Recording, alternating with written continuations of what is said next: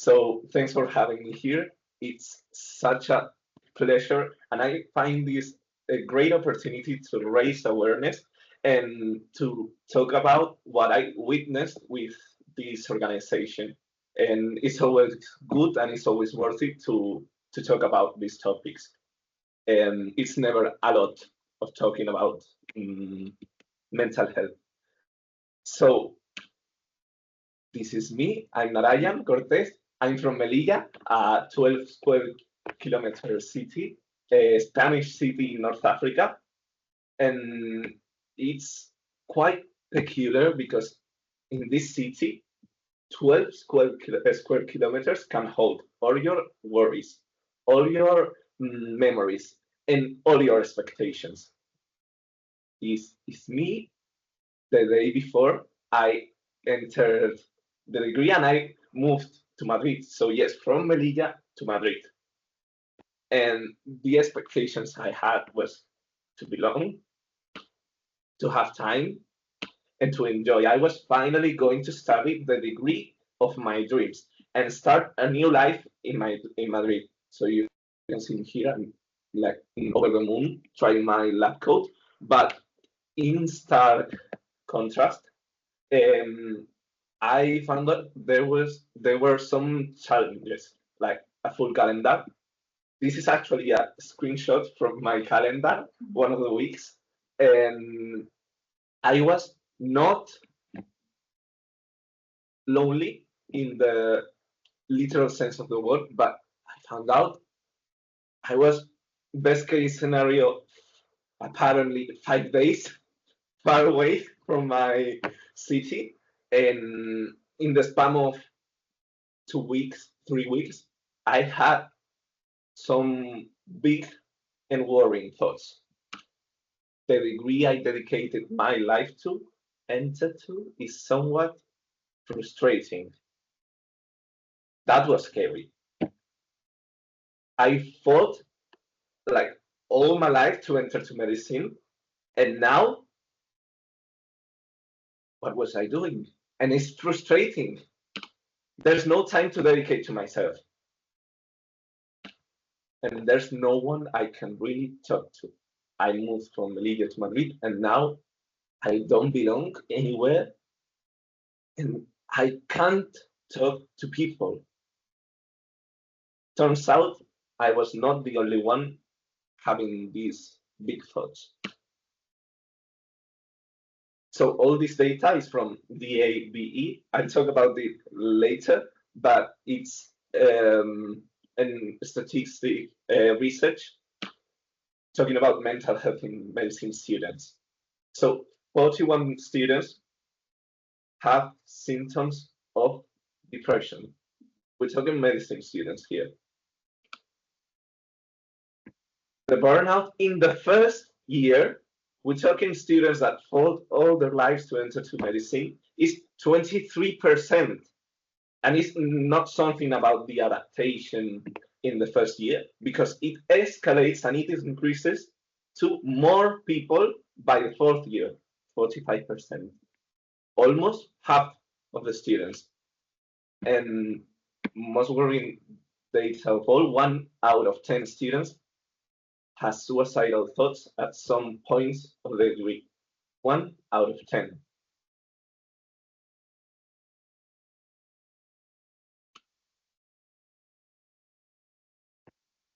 So after finding out this data, I discovered SEM, the National Medicine Students Council of the State Medicine Student Council, and I entered through a workshop in Bilbao, and this is all the people who entered in the same workshop, and I found out it was a way of feeling identified with students, finding and discovering that all students in Spain, all medicine students, had the same issues. Also, I found out it was a way to raise awareness and to do something about it. Yes, the statistics were harsh, but we can do something about it. and that's student representation. To know what the student body needs, to raise awareness about it, and to do something about it. And let me talk about the term structure just for a moment. We have the executive commission, and then this executive commission has different working areas. We have the communication to communicate.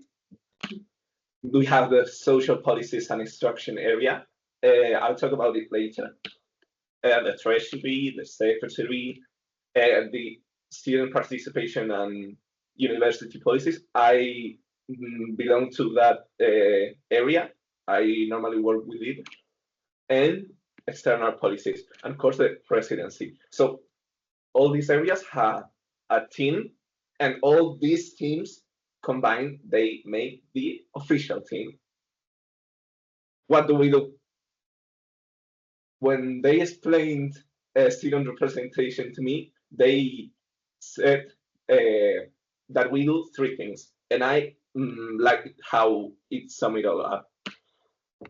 We habitate spaces to raise our voices, to be heard, and to be seen, to make sure that people know that we are there and that we matter.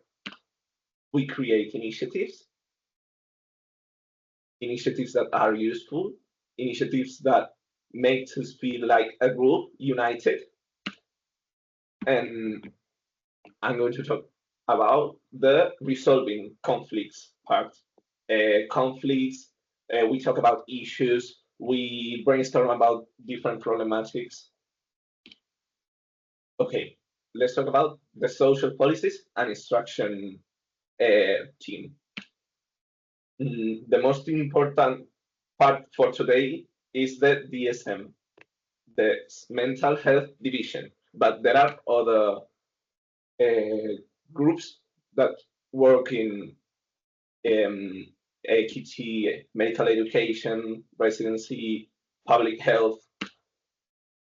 But the mental health division has lots of interesting projects. One of them is the DABE, the DABE, which stands for Depression, Anxiety, Burnout, and Empathy among Spanish medical students. This is the extract, and it was a research which had strong impact because of the vast participation it got. So the data were well structured and they were shocking. Also, it teaches healthy management of emotions, both to the people who represent the students and the students. And there are all kinds of initiatives. And we also create initiatives to face these big problems. What initiatives? Well, one of them was SAPEN. They talked about it in the workshop I attended to, and I was fascinated. It's a telematic psychological attention service for medicine students. We collaborated with foundations such as Mutual Medica, the OMC, and the Foundation Galatea. So we used associationism as a way to create a powerful initiative that could do something about this huge problem. It was created in 2022. Just a bit after these results came out, and since then, almost 300 cases have passed through SAPEN. So it's a big initiative. So SAPEN, it was fine. 73% of the students referred to the service as useful or very useful. Great feedback here. 24/7 open via WhatsApp, and this service offers free online live sessions with a professional. This was the data that these organizations who organized the meetings and all the helplines provided us. They did this feedback after sessions and collected this data. So apparently it was fine, but somehow the system collapsed between 2023 and 2024. What happened here? So the organizations contact us again, said, well, what happened here? We have to do something about it. It was all well. And we, the FEM, the Medicine Student Council, we did what we are best doing. We did a prescription.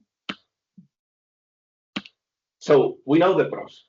The pros, 73% refer to the services as useful or very useful. So there's quality. The 24/7 thing was kind of a marketing promotional thing, but the quality of the service, it wasn't the same all 24/7. Also, if we know that medicine students contact like after 8 o'clock in the evening, maybe even late at night, this is an important point which was putting up from the question of whether this service would still need to be open 24/7 if it could not offer the same quality. And another big pro, is that there were professionals behind those screens. What could have possibly gone wrong? Let's start with the mistakes. Unclear steps to continue the treatment. So we know there were 3 sessions. So people organizing the SAPEM thought that 3 sessions could be enough to solve these issues, to cure the illnesses. But turns out many people wanted to continue the treatment, which is great. But there wasn't a plan to continue the treatment. Assessment versus treatment. So 3 sessions were not enough to treat. So it was more like a getting to know thing, and then that's it. Very organized promotion, yes. It was a big thing, it was promoted, but it kind of stuck to posters and the notice boards. Not prepared for diversity. Yes, let's face it, diversity is also a big topic to put front and to ponder upon. And also, it was server dependent. The server did not collapse. It was still open. It was the people who collapsed. But being server dependent is also something that may bring some issues. And also promotion versus information. Are we doing marketing with mental health, or are we promoting a service? So after doing this prescription, we revolved around possible solutions that were in our hands. And we commit to this plan. First of all, the promotion. We took advantage of this associationism. We teamed up with the system, and we stuck to the notice boards because they're useful. But now people used to believe that SAPEM was kind of this blurry thing in the web, and we brought SAPEM to the students. We make sure they knew we were there, and if someone needed help, They needn't go like wander through these also often called university halls looking the notice boards in the university to seek for a number, a helpline. And what we did is that you see all these dots, or these blue dots. All these blue dots are the cities where there's a medicine campus, a medicine university. In fact, there's even more than one, some of them. And so all these universities got hundreds and hundreds of students. So all of these universities sent a mail to all those hundreds and hundreds of students with the information of SAPEM. So it was a massive promotion coming from official channels.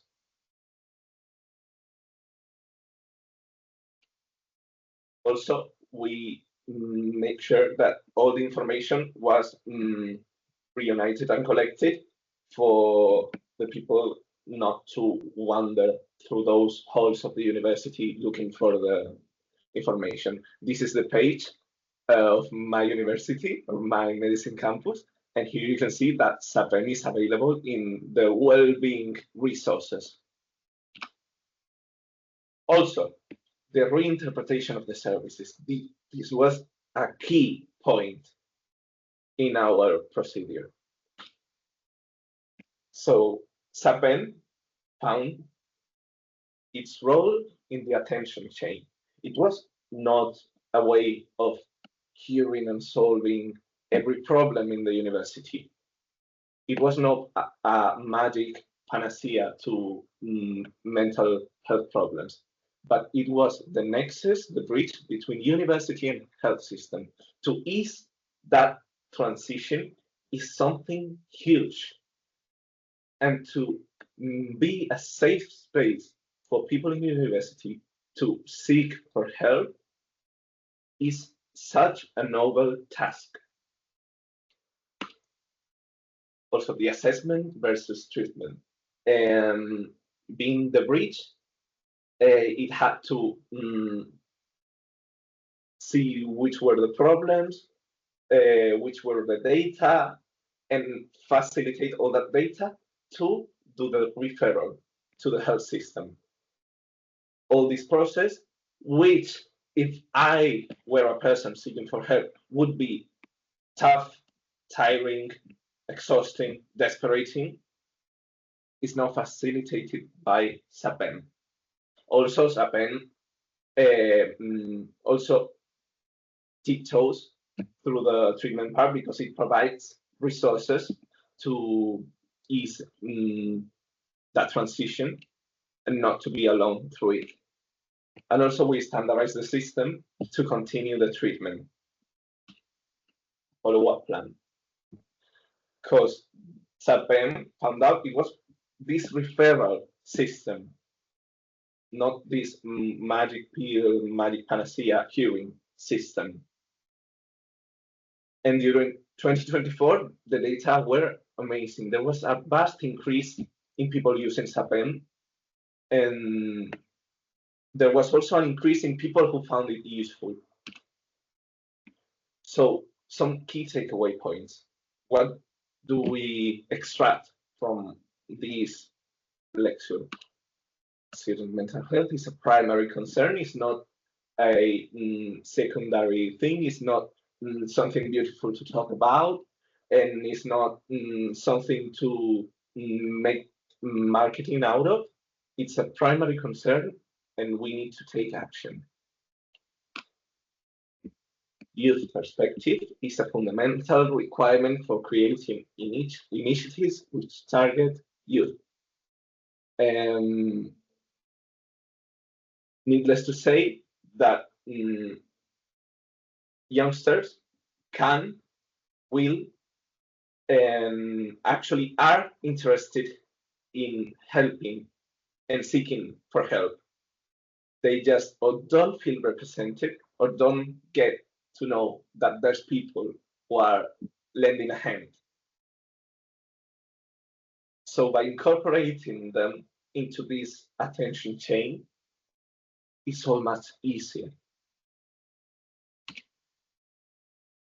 And with regards to telemental health initiatives, we concluded that telemental health initiatives must create proactive outreach strategies to meet students, not just quick and vaguely organized forms or feedback strategies, but proactive outreach strategies, both ways, from the students to the students, from the students to telemental health initiatives, and from telemental health initiatives to students. Also define the role within the supporting ecosystem. There's a saying in Spanish, que mucho abarca poco aprieta. If we want to incorporate all kinds of initiatives within one telemental health service, we're going to collapse it. And we do not want to saturate the students with lots and lots of hotlines. And also, last but not least, be open to a youth-led feedback. Because this youth-led feedback is what saved SAPEM in the first place. Because if SAPEM if SAPEM hadn't heard what students got to say, what students found difficult, or students found that was lacking, it would have stuck to the statistics of 73% of the students find us useful. And that was not the reality. It was not representative. And we have something to say. So this open-mindedness to a youth-led feedback might feel discontrolled, but it is actually worth it. And that's it. If you have any questions, I'll be really, really happy to answer. Thank you so much.